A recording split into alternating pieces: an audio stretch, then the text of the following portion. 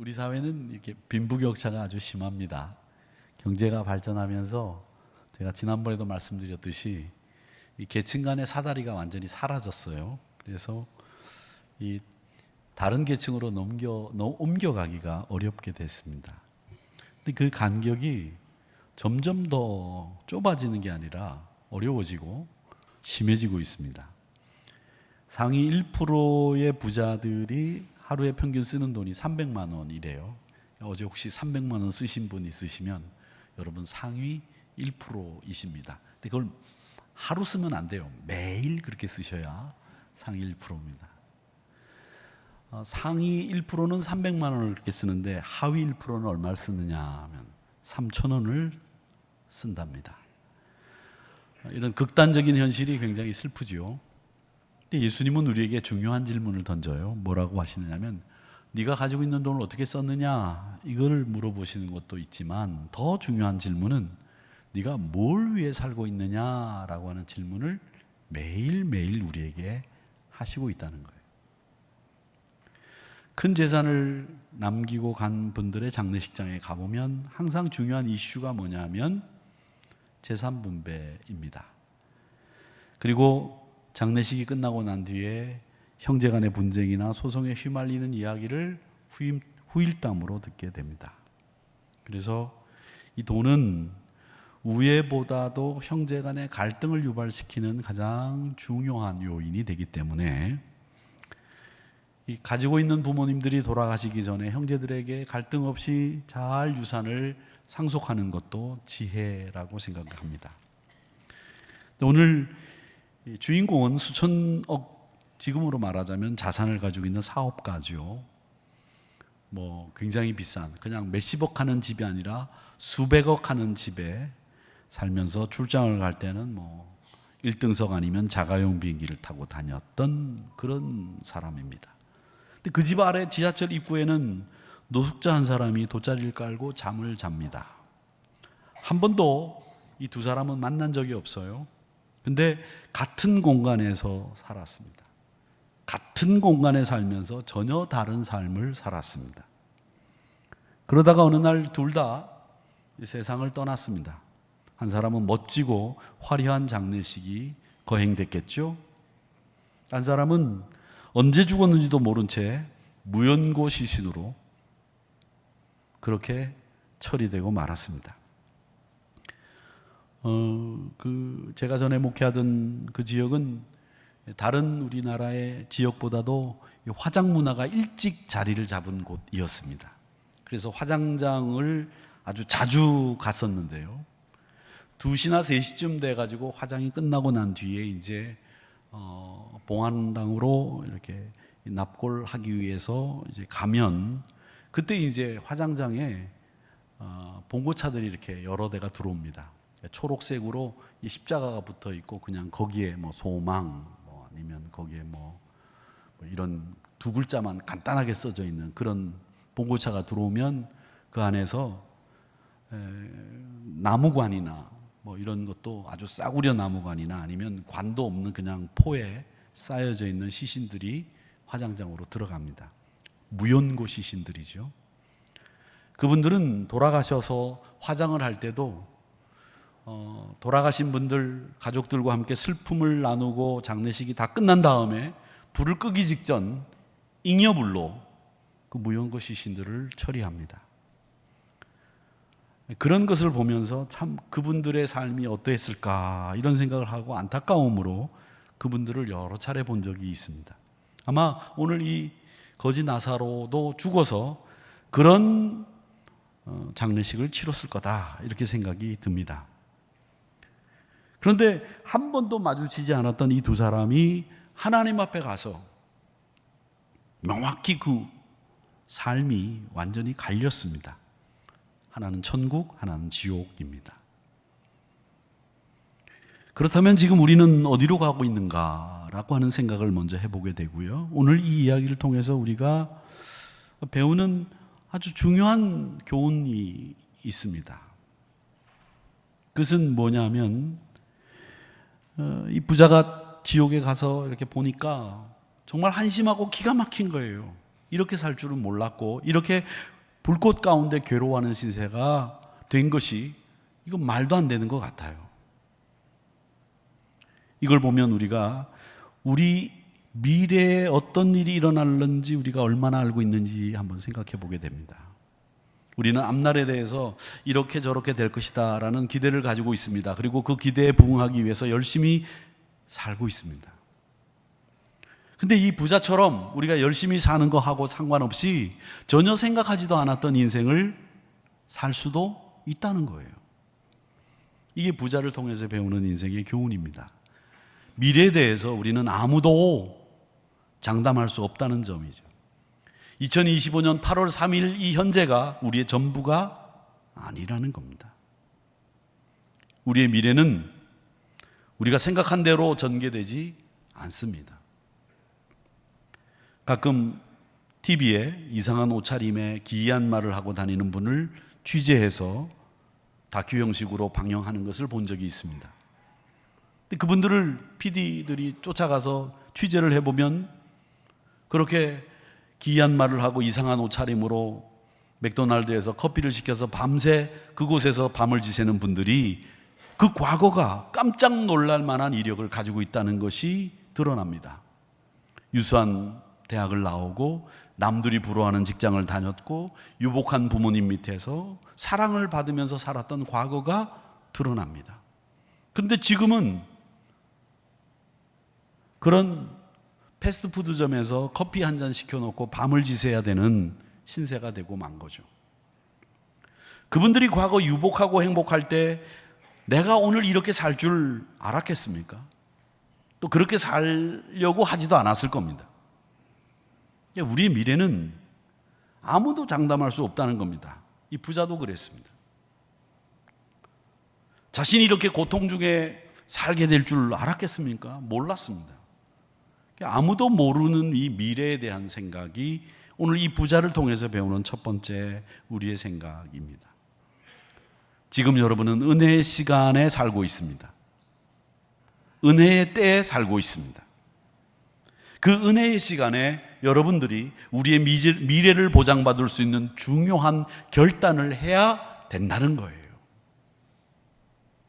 이 시간이 지나고 나면 우리의 미래를 누구도 책임질 수 없는 일들이 벌어지게 되기 때문에 이 은혜의 시간, 은혜의 때에 여러분의 미래를 보장받을 수 있는 결단,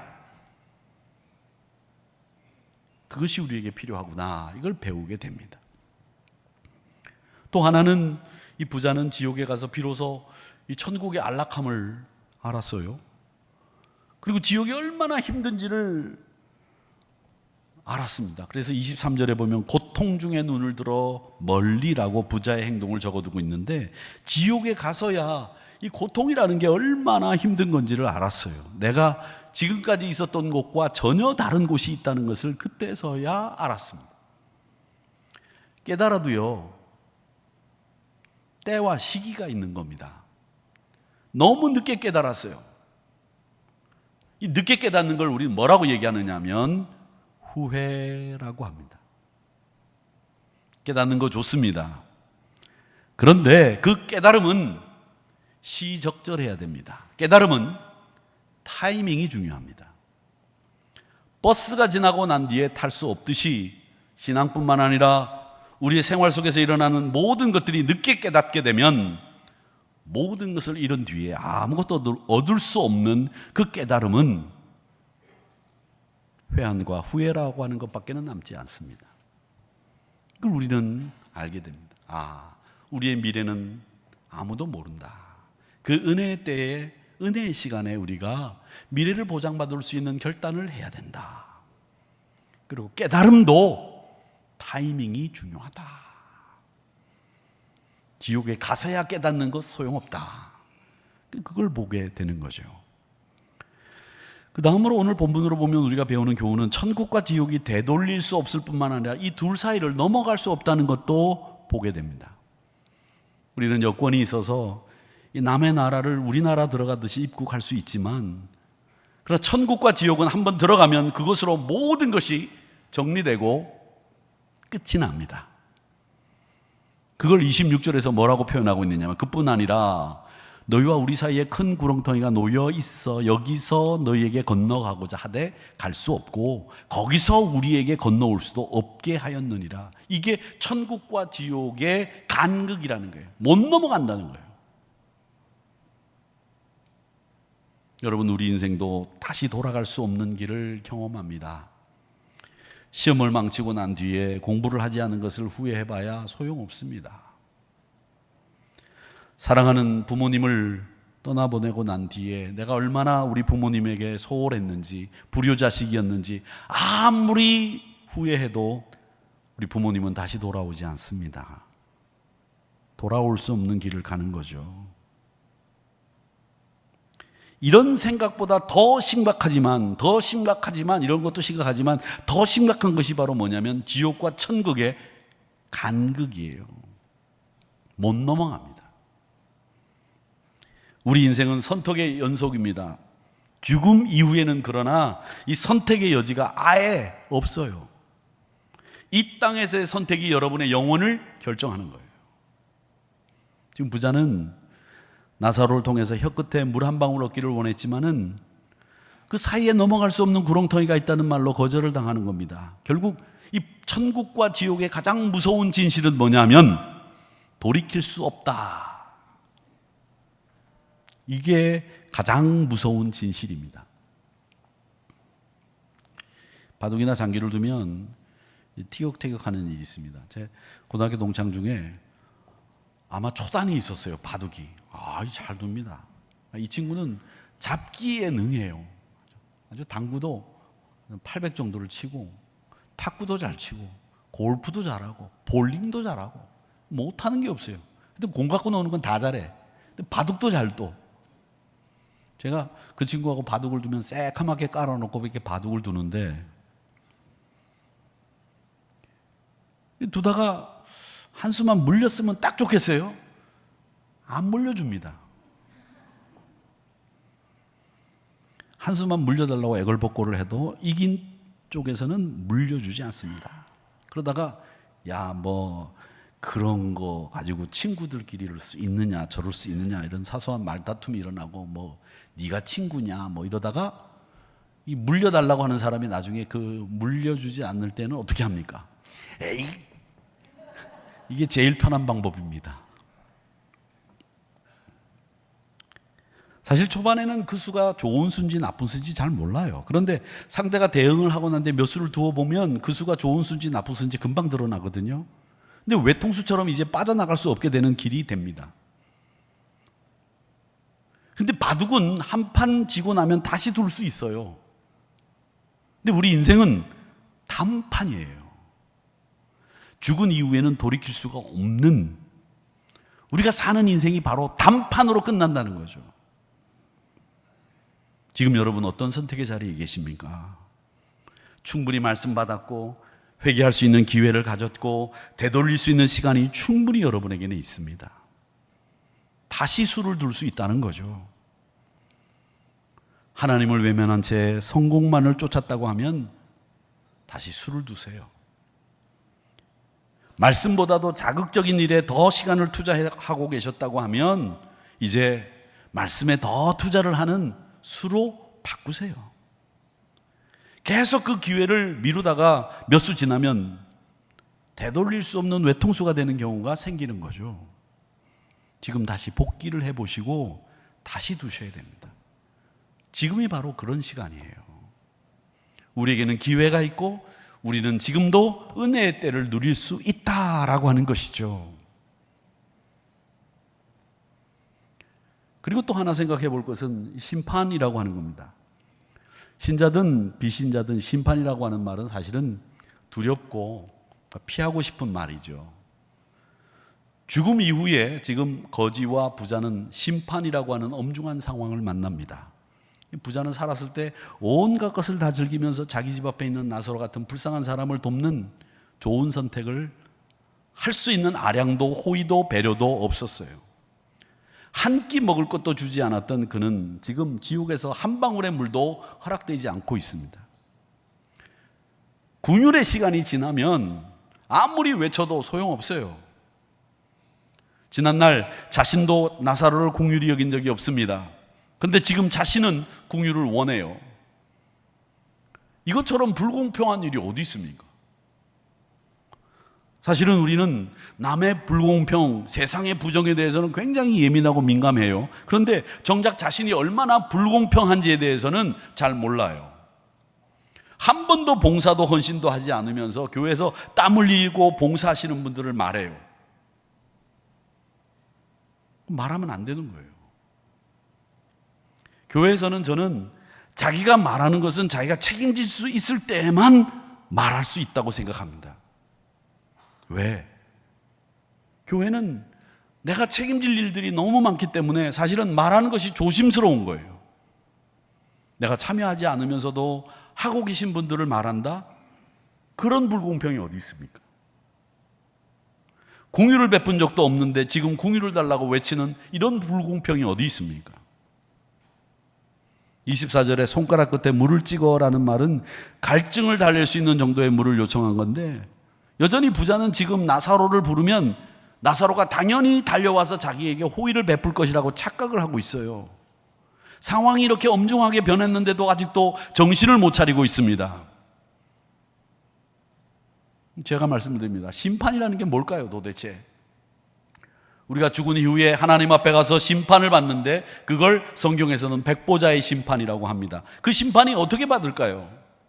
심판을 어떻게 받느냐에 따라서는 생명의 면류관, 잘한 이들에게는 의의 면류관을 주신다라고 말씀하시고 있는데 그 심판이 도대체 뭘까? 여러분, 저는 이렇게 생각합니다. 심판이라고 하는 것은요, 어려운 게 아니에요. 내가 살았을 때 내가 하던 방식 그대로 돌려받는 게 심판입니다. 내가 이해하지 못하고 아량 베풀지 못하고 사랑하지 못했던 그대로 지옥에 가서 사랑받지 못하고 이해받지 못하고 그대로 돌려받는 게 그게 심판이에요. 뭐 징역 8년을 받고 뭐 몇 년을 받고가 아니라 내가 하던 방식 그대로 돌려받는 것, 그게 심판이에요. 여러분이 살던 방식대로 그대로 하나님 나라에 가서 그대로 돌려받는다는 게 이게 심판이라는 거예요. 긍휼히 여기지 않았다고 하면 지옥에 가서 긍휼히 여김을 받지 못하는 상황이 생기는 것이 심판이고요. 내가 살았을 때 이해하지 못했다고 하면 하나님 앞에 가서도 역시 나도 이해받지 못하는 거죠. 내가 한 대로 말한 대로 그대로 돌려받는 것. 누가 여러분에게 심판이 뭐냐? 그렇게 물어보시면 내가 한 그대로 돌려받는 게 심판이다, 이렇게 대답하시면 틀림없습니다. 저는 아이들을 키우면서 아이들에게 참 많은 것을 보여줘야 되겠다 생각을 했습니다. 세계에 3대 박물관이 있습니다. 영국의 대영제국 박물관, 이집트의 카이로 박물관, 대만의 박물관. 이 세 개가 사실은 뭐 루브르 박물관 아니에요. 대영제국의 박물관. 이 영국 사람들이 해가 지지 않는 나라라 세계 각처를 돌아다니면서 다 끌어모아가지고 이 영국 박물관에 가면 다 있습니다.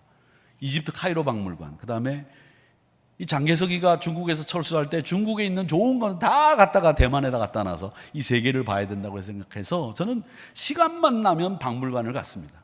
애들을 데리고. 하여튼 무슨 날, 쉬는 날 그러면 애들 옷 입혀하고 박물관 가는 게 일이었어요. 한날은 둘째가 저한테 옷을 딱 입혀놓으니까 딱 서서 저를 딱 쳐다보니, 아빠, 이제 박물관 그만 가면 안 돼? 그러는 거예요. 그날 충격을 받고 제가 이제 박물관을 그만 가야 되겠다 생각을 했어요. 그네가 결혼을 해서 이제 뉴욕에 있는데 집사람이 이제 뉴욕에 이제 가고 없을 때 저희 둘째하고 둘이 휴가를 가게 됐습니다. 제주도로.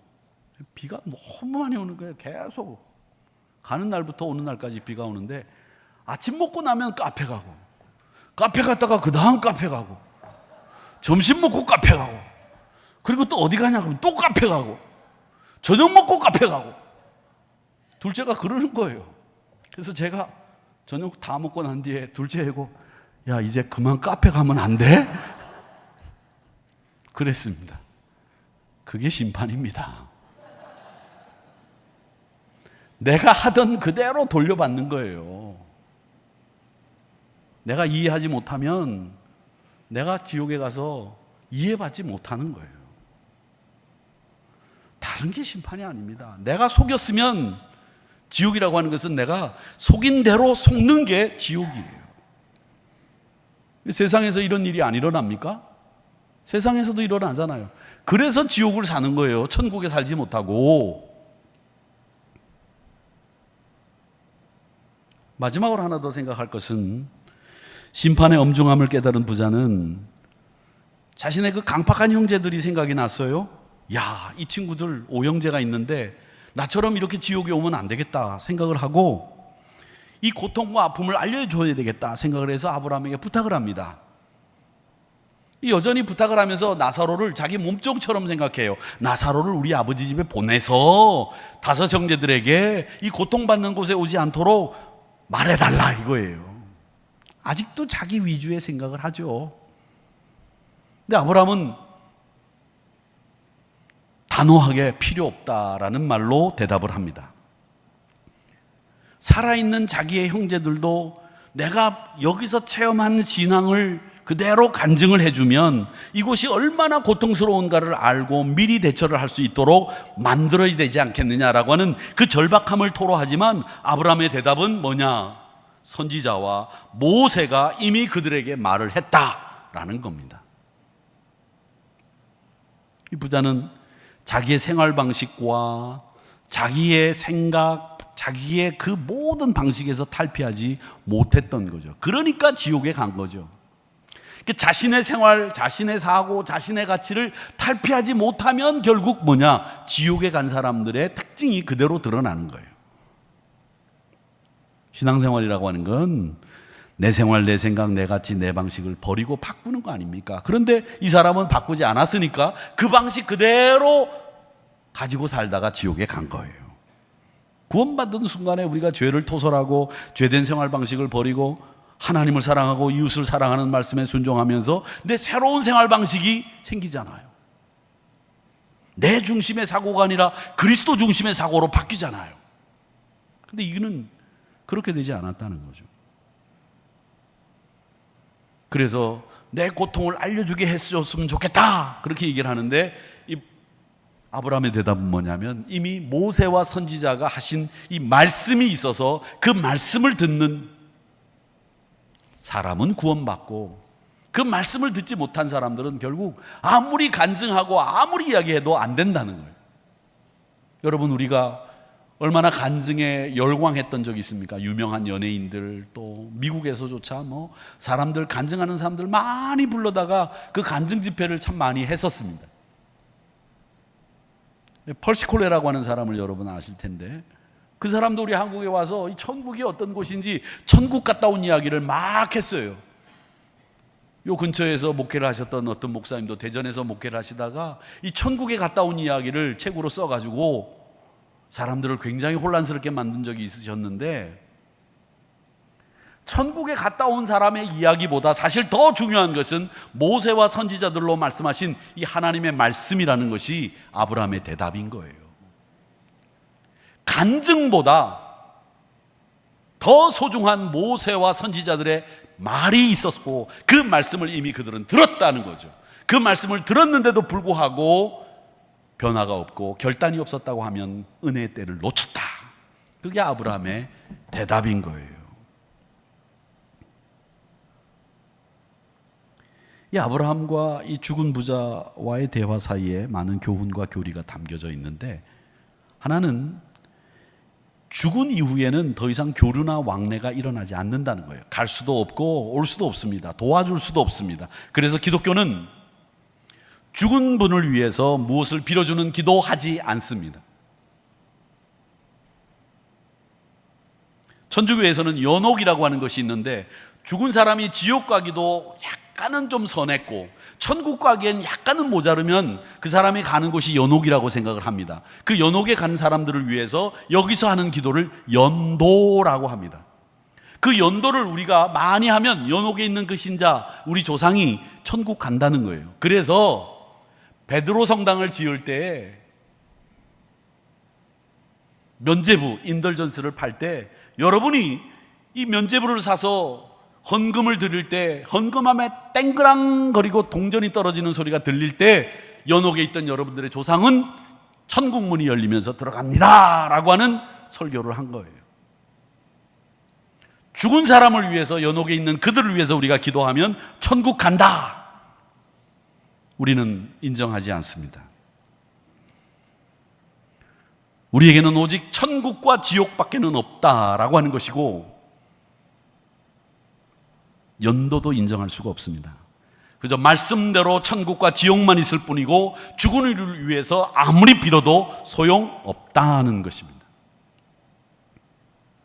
그게 이 부자와 아브라함과의 대화를 통해서 배우는 교훈이고요. 또 하나는 모세와 선지자들이 하신 말씀이 얼마나 중요한지를 우리가 알 수 있는 거예요. 지금 성경에 기록되어 있는 이 말씀이 우리를 충분히 구원할 수 있는 말씀이라는 것이고요. 성경에 기록되어 있는 이 말씀이 죽었다가 살아난 사실보다도 더 귀하고 소중한 하나님의 말씀이라고 하는 거예요.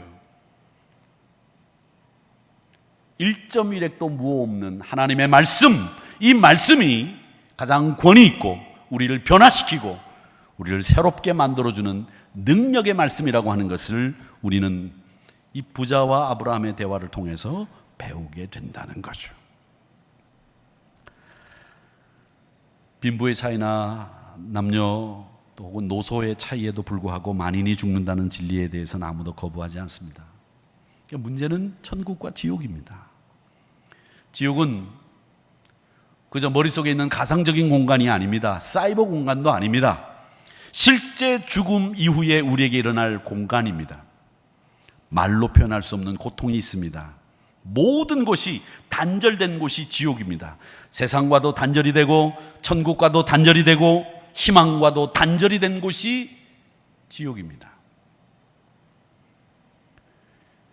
신곡을 쓴 단테는 지옥문 앞에는 이런 글이 쓰여 있습니다 라고 했습니다. 그게 뭐냐면 이곳에 들어가는 자는 모든 희망을 버릴지어다, 이렇게 지옥문에 써져 있다고 하죠. 뭘 얘기합니까? 지옥은 하나님의 은혜뿐만 아니라 더 이상 구원받을 수 있는 희망도 없고 전도도 없고 절망으로만 가득 찬 곳이 지옥이라는 거예요. 그냥 죽음 이후에 아무것도 연결이 되어 있지 않는 가장 참담한 곳, 그곳이 지옥이라는 겁니다. 그래서 우리 주님은 우리에게 불의한 재물, 불공평한 그 재물을 가지고서도 영원한 가치, 친구들을 사귀고 영원한 가치를 얻어라, 그렇게 될 때 하나님의 나라가 이루어진다, 그렇게 말씀하셨습니다. 부디 빌기는, 저는 아무리 불의하고 불공평한 것도 하나님 나라를 위해 헌신할 수 있는 도구가 된다면 참 좋겠다라는 생각을 가지면서 불공평과 불의를 그냥 내버려 두지 마시고 그것을 영원한 가치를 사용하는데 우리가 활용할 수 있도록 하나님 저를 써주시고 또 그렇게 쓸 수 있도록 지혜 주시고, 천국 백성답게 이 땅에서도 부자와 같이 강팍한 삶이 아니라, 이해하지 못하고 베풀지 못하는 삶이 아니라 넉넉하고 너그럽고 보다 멋진 신앙의 주인공이 되기를 원합니다. 그렇게 기도하시면서 아름답고 복된 신앙의 주인공들이 다 되시는 여러분들이 되시기를 주님의 이름으로 축복합니다.